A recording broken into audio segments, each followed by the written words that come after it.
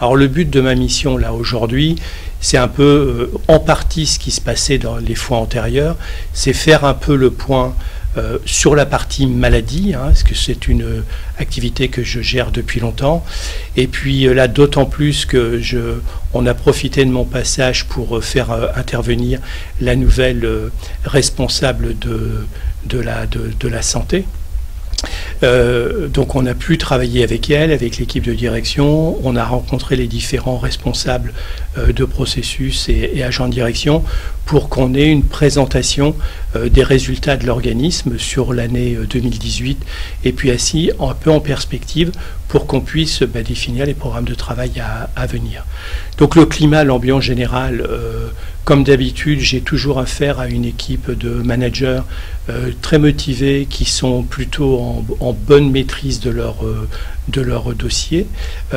Par contre, toujours des difficultés liées aussi au territoire ultramarin, liées aux problématiques de précarité, liées aux problématiques de chômage, aux questions d'accès aux soins.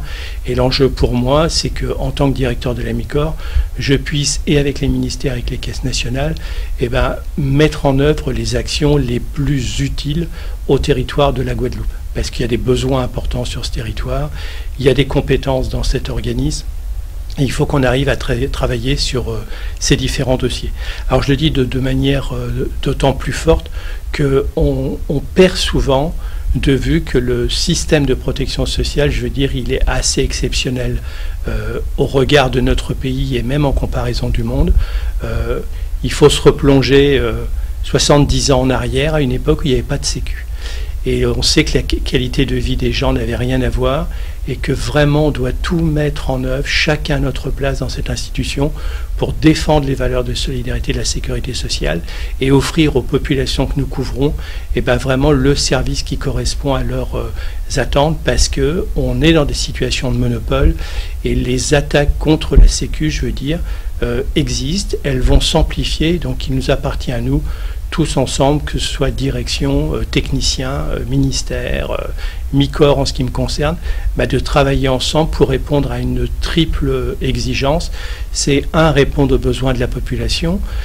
Deux, c'est effectivement avoir des coûts de gestion qui soient acceptables par tout le monde. C'est la question de l'acceptation, de la cotisation, de l'impôt. Et puis trois, que tout ce que nous mettons en œuvre réponde aussi aux attentes des salariés de l'institution pour qu'ils puissent exercer leur expertise et leur métier dans un cadre de travail qui soit adapté.